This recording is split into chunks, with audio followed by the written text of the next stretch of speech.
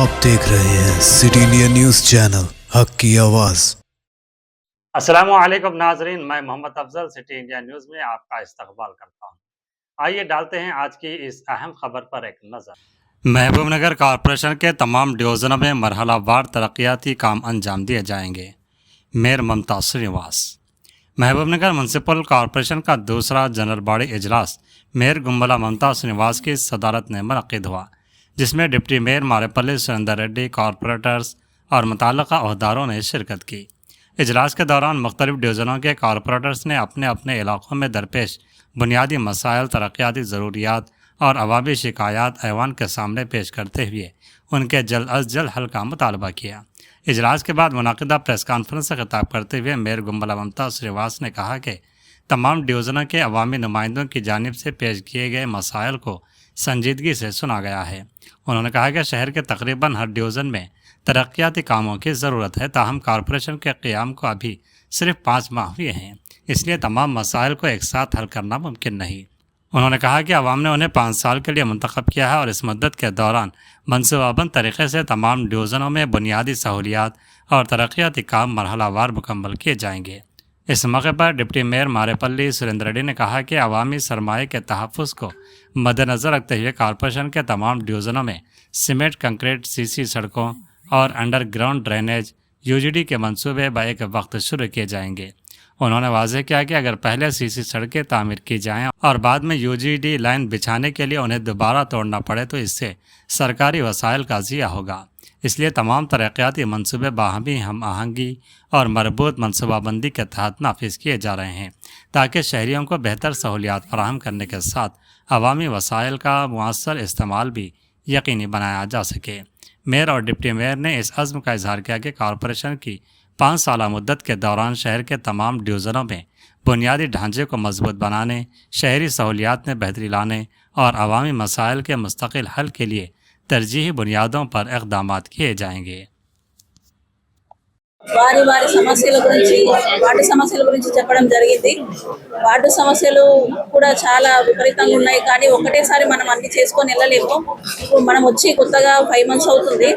నెమ్మదిగా ఇంకా మనకు 5 ఏళ్ల టైం ఉంది కాబట్టి మెల్లగా ఒక్కొక్క సమస్య తీర్చే విధంగా కృషి చేద్దాము. మీరు చెప్పిన వాటి సమస్యలు కూడా ప్రతి ఒక్కరు కూడా అధికారులతో తీసుకెళ్ళి మేము వార్డు విజిట్ చేసి ఏ సమస్యలు ఉన్నాయని వెళ్ళి చూసి ఆ సమస్యలకు పరిష్కారం చేసే విధంగా మేము కృషి చేస్తాము.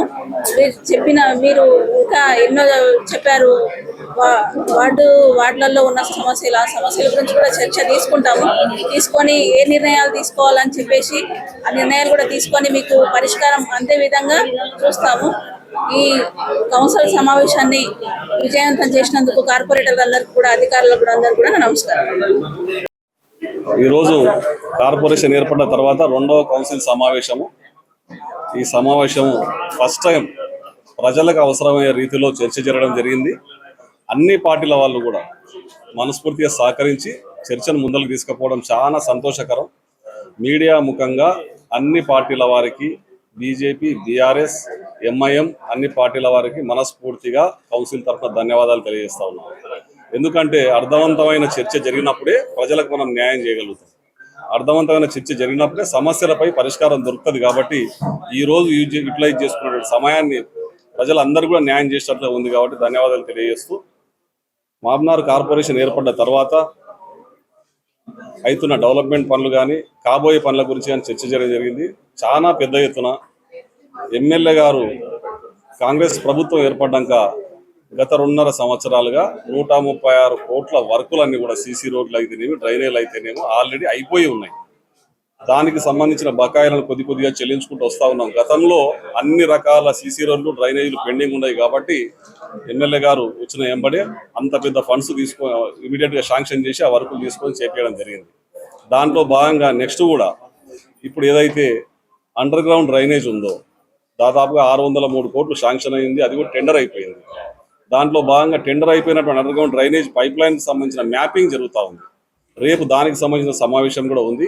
కాంట్రాక్టర్లతో కానీ అధికారులతో సమావేశం ఎమ్మెల్యే గారు ఆధ్వర్యంలో నేను, మేయర్ గారు అందరూ కూర్చొని సమావేశంలో పాల్గొంటున్నాం.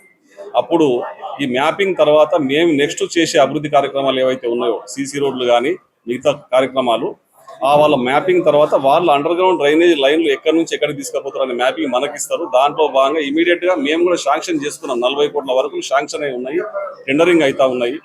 దాంట్లో భాగంగా వీళ్ళు అండర్ గ్రౌండ్ పైప్ లైన్ వేసుకుంటూ పోతే నెక్స్ట్ మనం కూడా దాని మీద సీసీ రోడ్లు వేసుకుంటూ అభివృద్ధి చేసుకోవాల్సిన అవసరం ఉంది. లేకుంటే ఆ మ్యాపింగ్ మనం తీసుకోకుండా మనం ఇమీడియట్ గా వర్కులు స్టార్ట్ చేస్తే డ్రైనేజ్ వర్కులు మనం రోడ్లు వేసినాక డ్రైనేజ్ వర్కులు స్టార్ట్ అవుతాయి కాబట్టి రెండింటిలో డిస్టర్బెన్స్ మళ్ళీ రోడ్లు పలగొట్టాల్సిన అవసరం ఉంటుంది. కాబట్టి ప్రజాధనం వృధా కాకుండా అన్ని రకాల చర్యలు తీసుకుంటూ అందరు అధికారులతో కోఆర్డినేట్ చేసుకుంటూ డెవలప్మెంట్ చేసే దిశగా ముందరికి వెళ్తా ఉన్నాం. అంతేకాకుండా ఇప్పుడు ఏదైతే డ్రింకింగ్ వాటర్ ట్యాంక్స్ ఏవైతే ఉన్నావో అన్ని కూడా కన్స్ట్రక్షన్ దశలో ఉన్నాయి. 14 డ్రింకింగ్ వాటర్ ట్యాంక్స్ కన్స్ట్రక్షన్ దశలో ఉన్నాయి. అవి కూడా తయారైతే మనకి ఇప్పుడు ఏదైతే పంపు యొక్క శక్తి తగ్గి మనకి ఇప్పుడు వాటర్ లైన్ ఏదైతే ఉందో డ్రింకింగ్ వాటర్ పైప్ లైన్లు ఏదైతే ఉన్నాయో అవన్నీ కూడా నాసిరకంగా ఉండడం, పంపులో కూడా కెపాసిటీ తగ్గిపోవడం, 30% 40% ఆ కెపాసిటీ తగ్గి వాటర్ ప్రాబ్లం రావడం జరుగుతూ ఉంది. కానీ కాంగ్రెస్ ప్రభుత్వం వచ్చినాక మొట్టమొదటిసారి 280 కోట్ల రూపాయలు డ్రింకింగ్ వాటర్ లైన్కి పెట్టుకోవడము, ఆ ట్యాంకులు కట్టడము, పైప్ లైన్లన్నీ మార్చాలని తలంపుతోన ఆ అభివృద్ధి కార్యక్రమాలు కూడా గ్రౌండింగ్ అవుతా ఉన్నాయి. వచ్చే 2 ఏళ్లలో డ్రింకింగ్ వాటర్ సమస్యలు కానీ, అండర్ గ్రౌండ్ డ్రైనేజ్ సమస్యలు కానీ, సీసీ రోడ్ల సమస్యలు కానీ ఏవి కూడా లేకుండా కార్పొరేషన్ చరిత్రలోనే మొట్టమొదటిసారి 1500 నుంచి 2000 కోట్ల రూపాయలు కార్పొరేషన్ పెట్టేటట్లుగా ప్రణాళిక సిద్ధం చేయ దాంట్లో పూర్తి సహకారం ఇక్కడ ఉన్నటువంటి ఎమ్మెల్యే గారు కానీ, స్థానిక ఎమ్మెల్యే గారు కానీ, మరియు ఇక్కడ ఉన్నటువంటి డీకేఆర్ ఎంపీ గారు కానీ ఎక్కడెక్కడి నుంచి నిధులు తేవాలన్నా, లోన్స్ తేవాలన్నా స్టేట్ గవర్నమెంట్, సెంట్రల్ గవర్నమెంట్ కలిపి డెవలప్మెంట్ చేసే దశలో మేము అడుగులు వేస్తా ఉన్నాం. కాబట్టి ప్రజలందరూ కూడా ఈ యొక్క అభివృద్ధిని ఆస్వాదిస్తారు. ఖచ్చితంగా మంచి సుందరమైన మామ్నార్ కార్పొరేషన్ మీరు చూస్తారు. అదే కాకుండా ఈరోజు ఒక అర్థవంతమైన చర్చ డంపింగ్ యార్డ్ మీద కూడా చేయడం జరిగింది. డంపింగ్ యార్డ్ అనేది ఇప్పుడున్న డంపింగ్ యార్డు గత 2005 నుంచి కూడా డంపింగ్ యార్డ్ అక్కడే వేస్తా ఉన్నారు. దాదాపుగా 6 నుంచి 7 లక్షల మెట్రిక్ టన్నుల డంప్ అయి ఉంది అది చెత్త అంతా కూడా, వేస్టేజ్ అంతా కూడా. అంటే దాదాపుగా అది మొత్తం గ్యాసెస్ ప్రొడ్యూస్ అయ్యి మండుతూ ఉన్నాయి. ఆ డంపింగ్ యార్డ్ నుంచి 5-6 వాళ్ళు ఎఫెక్ట్ అవుతా ఉన్నాయి. వాతావరణం మొత్తం కలుషితం అవుతా ఉంది. రాబోయే కాలంలో మనం ఇట్లా వేసుకుంటా పోతే రోజు 108 మెట్రిక్ టన్నుల చెత్త మనకు పోగైతా ఉంది. అది గుట్టలుగా వేరిపోతే 60 డివిజన్ల మొత్తానికి కూడా ఈ పొల్యూషన్ అనేది మొత్తం వ్యాపించే ప్రమాదం ఉంది. భవిష్యత్ తరాలకు, పిల్లలకు, విద్యార్థులకు, జనరేషన్ కానీ కూడా మనం కలుషితమైనటువంటి వాతావరణం ఇచ్చే ప్రమాదం ఉంది. కాబట్టి దీన్ని ఒక ఛాలెంజింగ్ గా తీసుకొని డంపింగ్ యార్డుకు సంబంధించి ఎమ్మెల్యే గారితో, కలెక్టర్ గారితో మాట్లాడి ఒక పెద్ద ల్యాండ్ అలాట్మెంట్ చూస్తా ఉన్నాము. త్వరలోనే ఆ గుడ్ న్యూస్ ఇంటారు. 40 ఎకరాలు 35 ఎకరాలు ల్యాండ్ అలాట్ చేసుకొని ఏదైతే స్టేట్ లోనే ఇంతవరకు ఇంట్రడ్యూస్ కానీ సిస్టమ్ ఏదైతే ఉందో దాని మీద ఏజెన్సీతో మాట్లాడుతూ ఉన్నాము.